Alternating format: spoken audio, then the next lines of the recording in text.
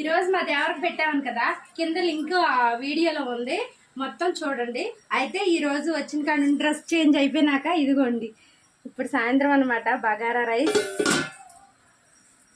బోటి కర్రీ ఇప్పుడే ఉడకబెడుతున్నానండి, వండాలి. ఇదిగోండి మటన్ కర్రీ, మటన్ కాలిపోతుంది.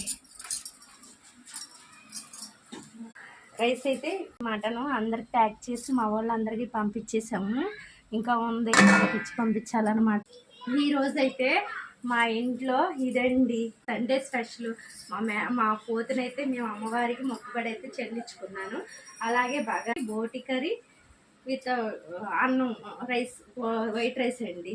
ఇవి అయితే చేస్తున్నాను. మధ్యాహ్నం అయితే అయిపోయింది. మధ్యాహ్నం నేను చెప్పాను కదా మీకు, చికెన్తో పెందల కాడ భోజనం పెట్టేశాను వచ్చిన వాళ్ళకి.